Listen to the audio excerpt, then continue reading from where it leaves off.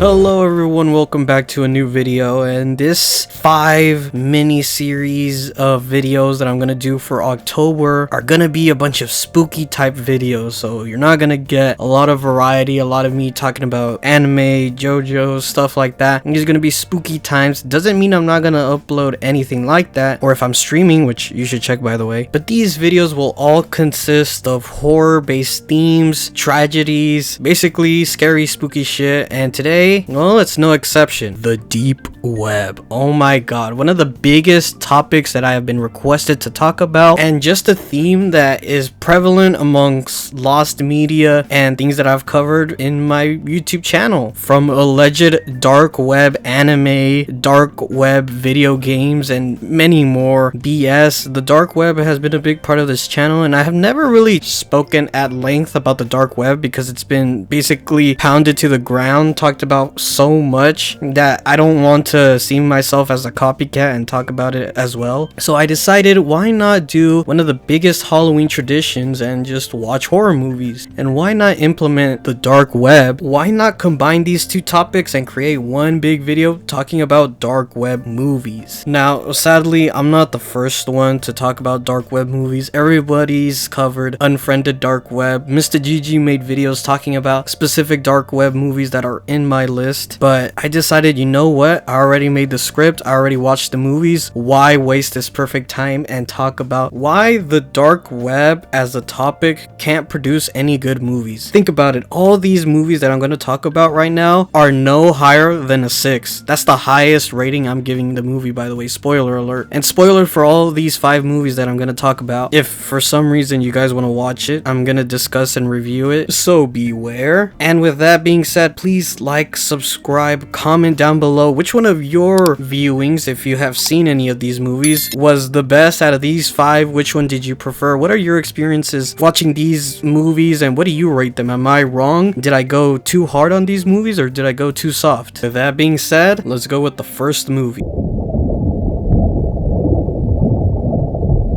Unfriended Dark Web. This movie was released in 2018, and what can I say that hasn't been said about this movie? Why are you doing this? Why? It is game night. It is game night. It is game night. It is game night. It is game night. It is game night. It is game night. It is game night. It is game night. It is game night. Requiem. Da. Yeah, this movie wasn't really good, to say the least. Let's first talk about the film. It starts off with a person trying to log in but failing multiple times with a question mark as the username, but he finally logs in. He creates this app known as the Papaya that can translate words into sign language. This is because the main character, Matthias, is trying to rizz up this girl that's mute named Amaya. He sadly doesn't meet the requirements to rizz her up and fails miserably. He then goes to meet with his friends. There's Lex, who's the DJ. There's AJ, who's a conspiracy theory type of character who has a podcast. There's Damon, the British guy, or the tech whiz. There's Serena, who's the white girl, and Nari, the black girl. What's something special about Serena? Really excited. Ooh. I just, you know. The cancer's progressed, so it's moved into her brain, and they have her on life support though, and they're really trying some aggressive treatment, so it's. Oh, that's kind of sad. I thought it would be something else. They got engaged, by the way, so happy for them. Eventually, he gets into an account by the name of Nora C, who is a womanizer. Some sort of Saudi prince type of person that gets a lot of women. Matthias is still down bad for Amaya, so he tries to do multiple calls. They fail. And eventually, it's found out that he bought the laptop from Craigslist. But apparently, he was telling a lie because he stole it from an internet cafe that he works in. Not technically stolen because it was in the lost and found, but eventually weird stuff starts to happen with a Minecraft wallpaper river app suddenly appearing. Eventually they say that it's Darknet.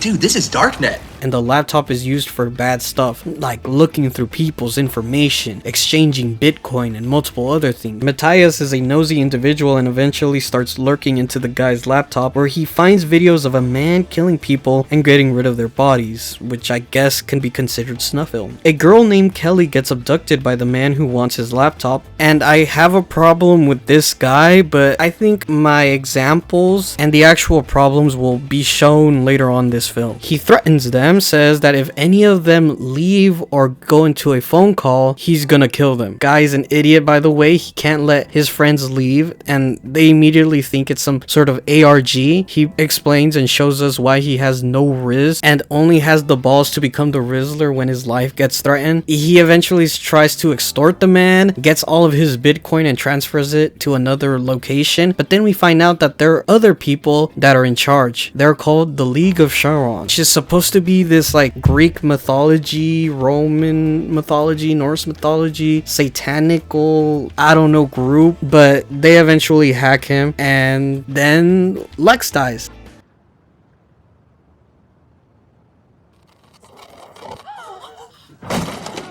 Yeah, this will be the big problem I have with this film, so might as well talk about it. What is this guy's problem? And I don't mean him, you know, killing people, doing snuff films and all that stuff, because that's a given. But what kind of superpowers does this guy have? He is suddenly King Crimson or something. He can staticify his body. Looks like Alien X. It's all like staticky, like he hit his elbow in the table. And the way he killed Lex is just by pushing her. How did she even go to the top of the roof? Did she get a phone call that hypnotized her? That was one of my theories. Eventually, they failed to save her, so now they're even more afraid, and in order to please the masters, they play Cards Against Humanities, which, by the way, awful card game. I forgot how bad this game is. I haven't played this game since like 2019, and Yeah, that one sucks.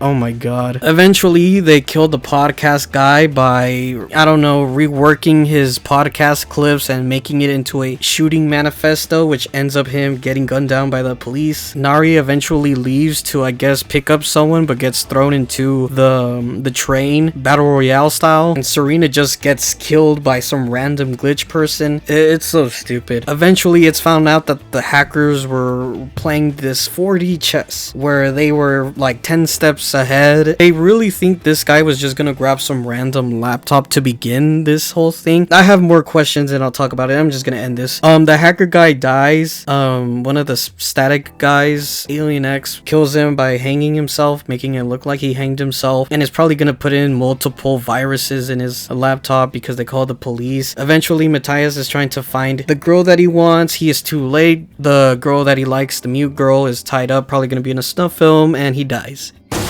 Yeah, that was the film. Oh, by the way, the majority of this film is in like Skype. Yeah, no interaction outside. It's all through Skype. So what's with the ending? Because it looks like they knew all along that they were just toying with them, and suddenly they reveal themselves, but aren't the police looking after them? Did they like safely like make sure they weren't there? Did they took the proper precautions? Did they use NordVPN? I don't know. I'm giving this film a 4 out of 10. Yeah, this film was not good at all. It was very boring. I had to watch it in like 1.2 sped up version because it was so boring. I was like falling asleep trying to watch this. The characters were fine, the actors were fine.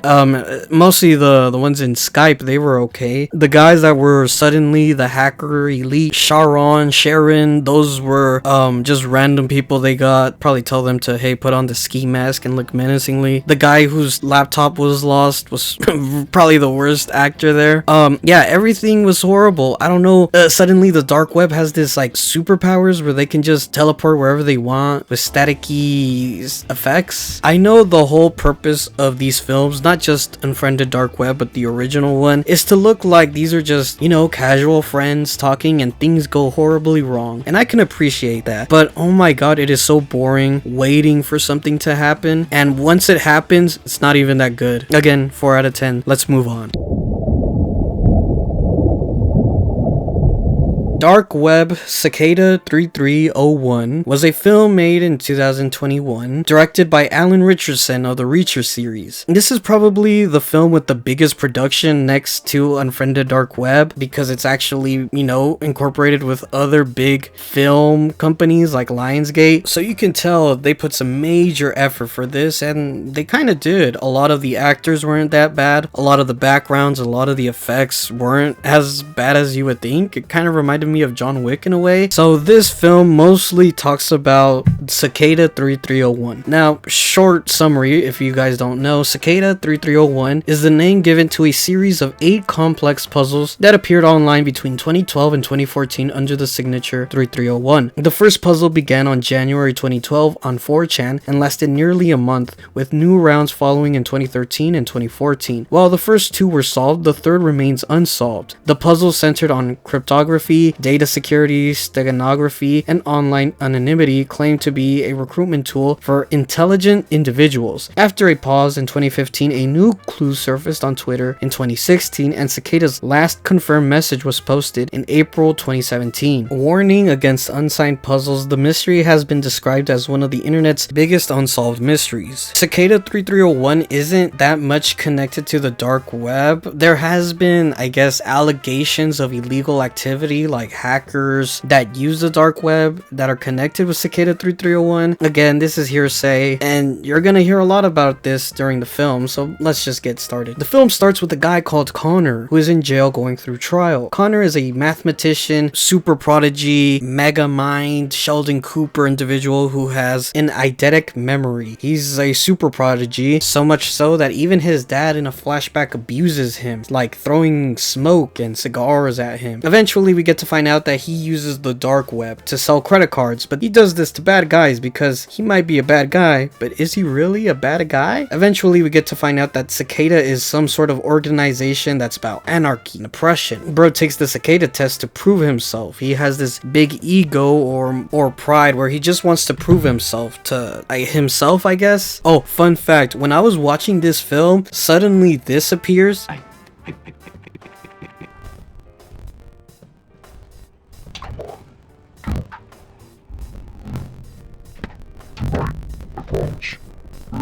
Yeah, I legit thought I was being hacked by Cicada 3301, and I honestly forgot what I ate for lunch today, let alone try to get ready and find out these missing puzzles. But finding these puzzles is hard, so he decides to go to the library where he meets up with one of his friends, competitors, rivals, Gwen, who is also interested in Cicada 3301. We also get to meet other individuals like this little black girl who's best friends with him. Oh, by the way, I don't know if this is a Nazi swastika. Could be wrong. It could be like some sort of other tattoo. I don't know what it is, but yeah, he's also a former prisoner trying to get his life back together. Back in the beginning of the film, remember, he was, I guess, he was a bartender. Then this douchebag was being mean to one of the waitresses and he beat him up and took his credit card. Yeah, he's actually a bad guy, but he's not really a bad guy. We also get to meet Avi, who's his gay black best friend, who we get to find out isn't gay, just dandy-ish. Alan Richardson plays as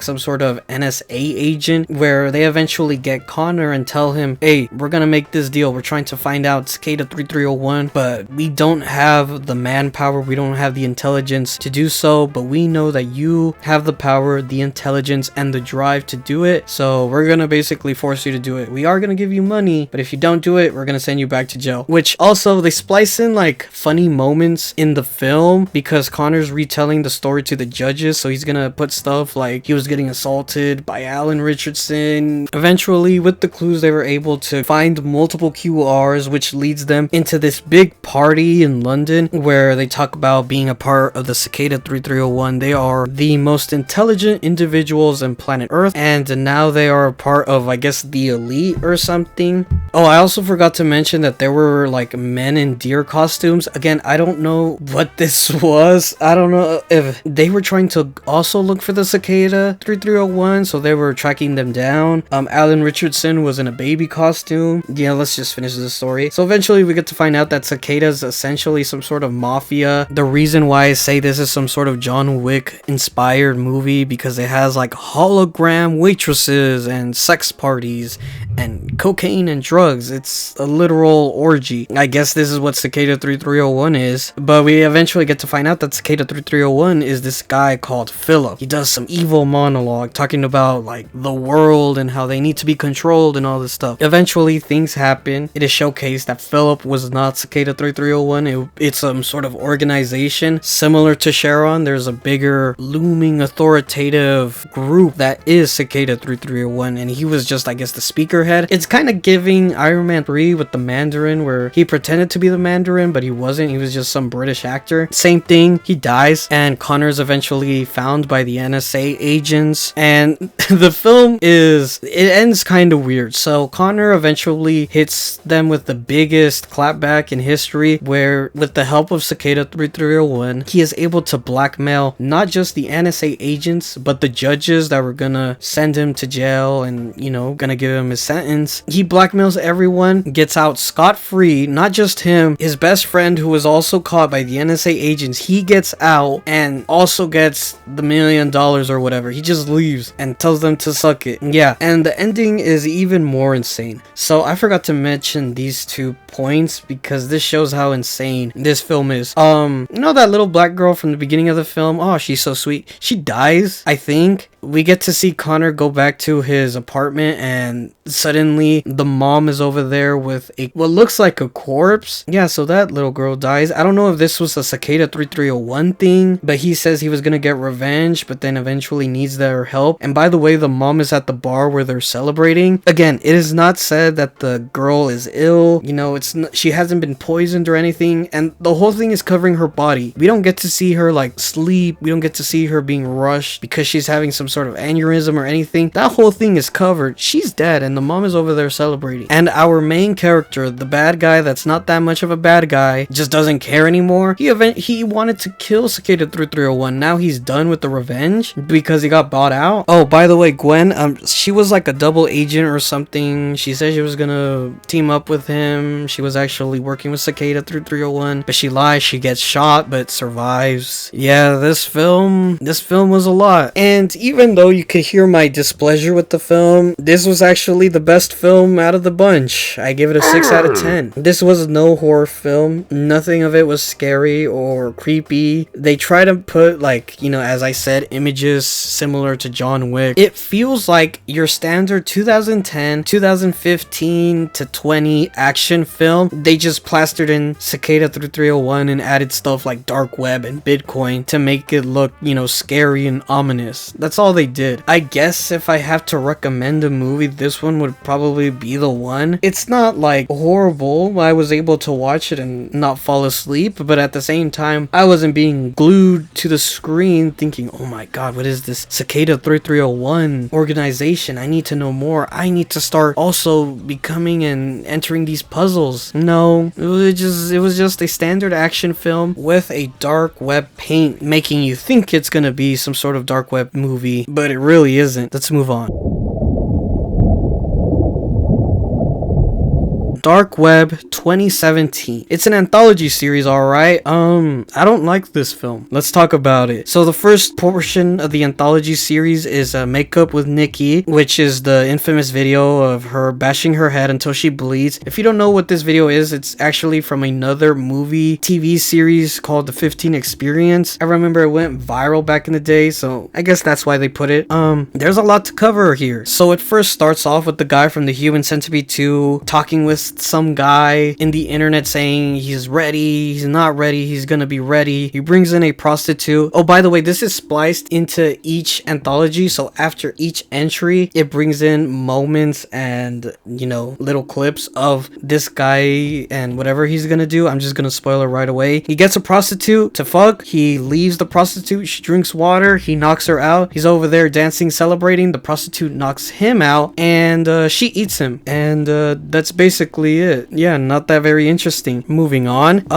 The first mini movie is about this guy who's in a room with a corpse of a woman who's shown that she's been strangled. He goes home and becomes an absolute OCD freak. He hallucinates a lot of blood. A lot of kids are there. I don't know if it's supposed to show that he's killed the kids or not. The next movie is about a big weather storm. The owner tells him, hey, be careful because there's a big huge snowstorm. He's like, don't worry, I'm just gonna be usually at home working. He's at home. Suddenly the TV turns on and it shows him, I don't know if it's some sort of preview or interconnected video of a lady in the 1970s.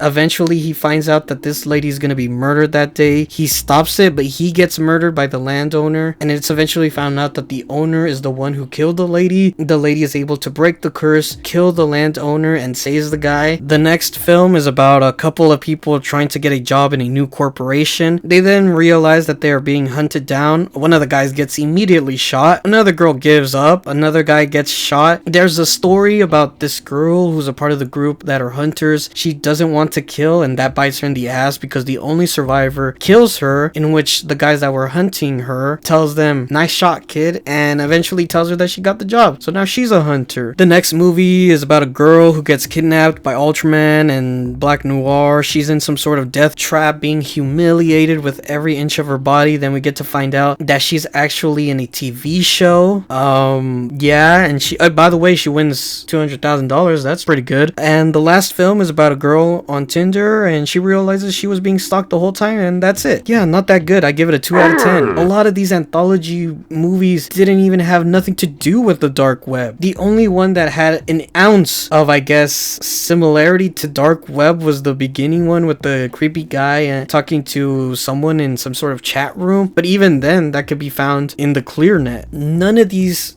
films were connected to the deep web. What does this have to do with the guy who killed the girl and is getting remorseful and sees blood everywhere? What about the guy who's seen the girl from the 1970s? The individuals that get hunted down by a couple of weirdo hunters? The girl that gets kidnapped? What does that have to do with anything regarding the deep web, the dark web? Is really a waste of time. This movie was like an hour and like 20 minutes. I wasted like 72 minutes watching this film for no reason. And I mean, I guess I liked the Weatherstorm movie film. That wasn't that bad, but everything else was a drag. Oh my god, it was so bad. Let's go on to the next film. Dark Web: Descent into Hell, a film made in 2021. This film is one of the most, and I mean the most, relatable films of all time, mainly because the protagonist is a YouTuber. The YouTuber is called Ludovico122. He has a rivalry with a guy called Eric Fire, who has 4 million subscribers, and immediately I find this movie fake. So they give us a little sneak peek of what Eric Fire has. Yeah, is this supposed to be some sort of PewDiePie, Markiplier, Jacksepticeye guy, where he's so charismatic and fun to hang around that we watch him play games? Ugh. So this Ludovico guy is down on his dumps. He's not getting enough subscribers. His mom hates him. We eventually find out that his girlfriend left him. His manager is very worried for him, but he eventually finds a way to maybe get out of this desperation with the dark web iceberg. And immediately I have issues with this. And I'm not talking about, I guess, the actors or anything like that. I have an issue as a YouTuber because these YouTube videos that he was gonna post, I don't know about you, but they're not very good. So his explanations were fine, but the oversaturation of effects and sound effects, visual effects, just this weird backgrounds that he's putting in, it's not that good for a YouTube video. I understand that they're trying to spice it up because it's a movie, not a YouTube video, but I honestly believe that if this would have been some sort of ARG for a YouTube channel, this probably would have been very good. I don't want to paraphrase what another YouTuber said about this film, but Mr. Gigi basically said that this was some sort of Matthew Santoro type of video, and I could see it. It is way too cheery and way too uppity for a dark web video where he talks about stuff like the Silk Road, hiring hitmen, and red rooms. And a lot of this film very drags out, in my opinion. It puts a lot of symbolism where it's supposed to show you that Ludovico is going through problems.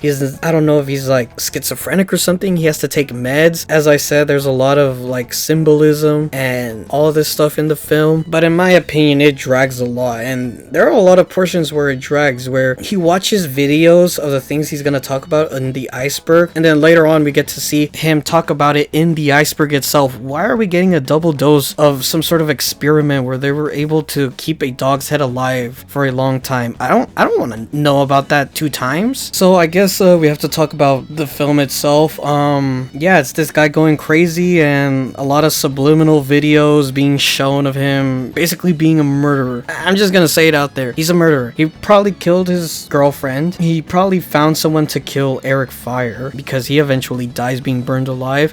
His manager gets into a snuff film. She gets killed. We get to find out that his mother died and he also dies. I don't know how he dies. Maybe by Suicide Squad, who knows. I kind of want to talk more about his YouTube videos because it's so interesting as a YouTuber who talks about disturbing and dark stuff as well. So in the YouTube dark web iceberg that he did, he does multiple tiers, and each tier, every person that does a iceberg talks about specific topics. For example, in Wendigoon's disturbing movie iceberg, he doesn't talk about, okay, so in tier 1 it's just a bunch of like mainstream horror movies, and the more down we go, the more disturbing it gets. He specifically talks about each film, why it's disturbing, and I guess a mini review if he's seen it. Ludovico just summarizes that whole tier list. Tier 1, he talks about like stuff like Tor and the Onion browser and Onion links. In tier 2, he talks about what people use for dark web videos in the clear web. As I said, you know, the experiment with the dog stuff. In tier 3, they go even more further with this guy from Vietnam who is in this weird contraption. They talk about creepypastas like the Russian sleep experiment. In tier 4, they talk about Bitcoin. Way to cook the audience because we don't even get to know about tier 5, 6, and 7. Okay, that's cool that we get to know about this. What was it gonna be about? He also kind of blew the load because he already said, by the way, I don't know anything about tier 5 to 7. It probably has to do with like hitmen and pedos. Also, look at this clip.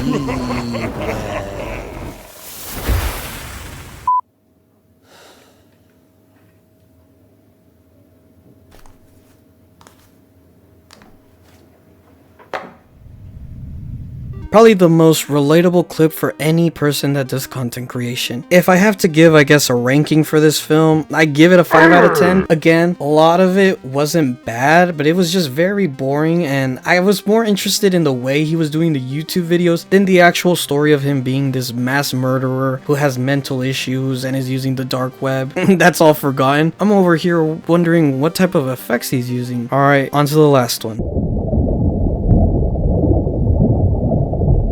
The Deep Web Murder Show, probably the most recent one as this was released in 2023. And this film starts off with a girl who is lost in the woods and is strapped with a GoPro who gets captured and killed in some sort of snuff film. We get to find out that she was out drinking with some friends, she was texting a guy and gets kidnapped to be lost in the woods and get trapped by the people that were gonna do stuff in the snuff film. In Steel Ball Run, Gyro said that it is better to take the longer way than the shortest path. Yeah, you should have just killed her outright, I don't know, or sent her to the snuff film. What was the whole point of stranding her in some wood where she was gonna meet her demise? You could have just done it in the first place. Was this for the people of the dark web that were watching it in the red rooms? So we eventually get to meet our main character, Ethan, who is another guy with a podcast. He hates police and is able to dox them right then and there. Or should I say, Trevor Lancaster. What? We got your IP address when you logged into the stream. That's not my name, douchebag. Oh, but it is. Officer Trevor Lancaster of the NYPD. You live on Fairmont Lane in Brooklyn. Yeah, I don't know if it's a good thing to tell your audience that, hey, by the way, we have all of your information. Anyone wants to come out and talk to us? So we eventually find out that the girl who was lost was actually his sister. He goes to the funeral and has the worst crying, talking sound ever. I was in town a couple days helping my mom with the funeral arrangements. Hickler.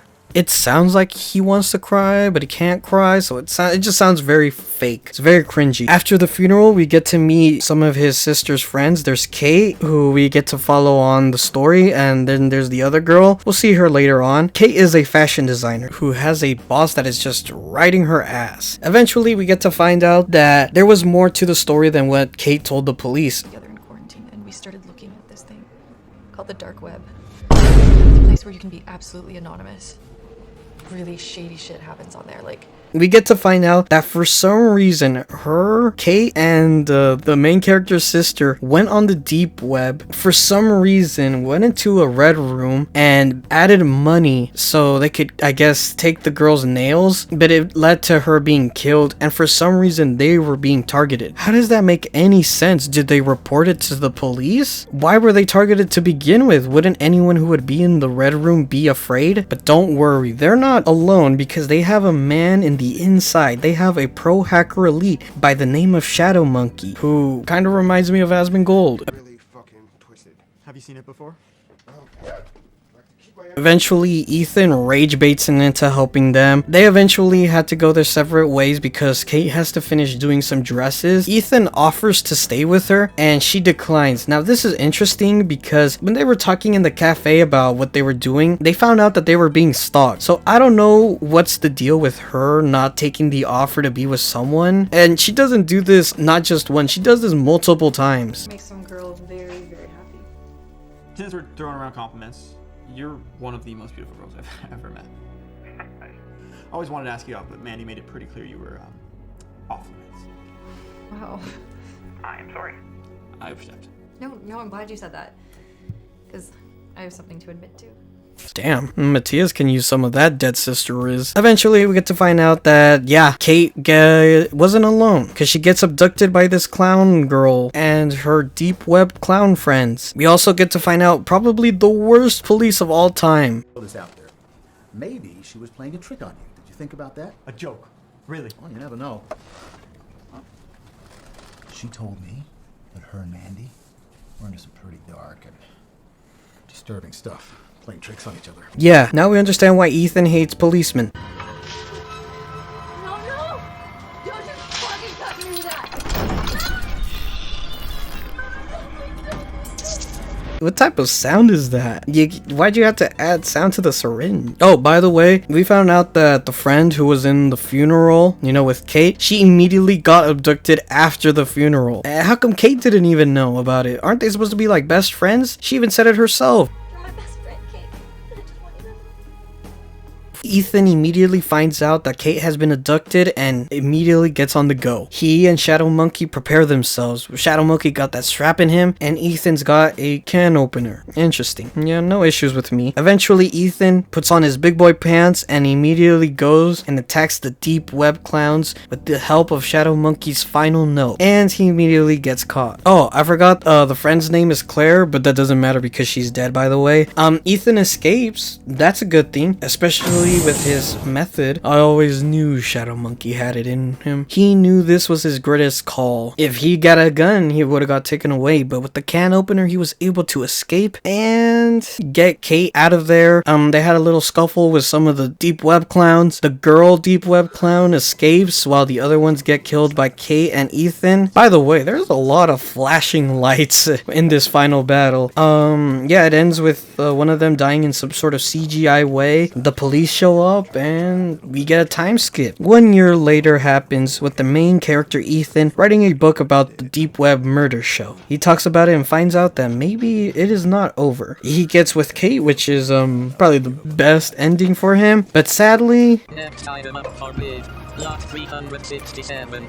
He's a podcaster and a blogger whose most recent book, The Murder Show, is quickly climbing the charts and becoming a nationwide bestseller. Welcome Ethan Newton to the auction. Yeah, I lied. The deep web clowns are still alive and the girl wants him for the next murder show. Oh, by the way, I forgot to mention the detective. That was pretty bad. He's also a part of deep web. I give this film a 5 out of 10. Yeah, this film was not good whatsoever. A lot of the acting was subpar. A lot of the effects were very minimal and very cheap. They weren't that good at all. The story was kind of worse than Unfriended one in a way, but the only reason why it's good is because they're at least not in Skype the whole damn time. So now that I watched 5 deep web movies, it's time for me to answer the big old question: why is it so hard to make dark web, dark net, deep web, deep net movies? And honestly, I think I have the answer for that. No one has the idea to do one, and to do it perfectly for that matter. A lot of these movies are very different now that you think about it. Unfriended Dark Web takes place in Skype the whole time. Cicada 3301 is is a action adventure movie. Dark Web 2017 is an anthology series with nonsense being thrown in. Dark Web Descent into Hell is more of a YouTube ARG than an actual movie. And Deep Web Murder Show is some sort of 2B free movie you could see anytime. And none of these movies are good in any matter. I have a lot of issues with these movies, and I'm gonna talk about it right now. A lot of these movies don't have, I guess, the biggest of budgets. Cicada 3301 was fine, but at the same time, we didn't really get anything scary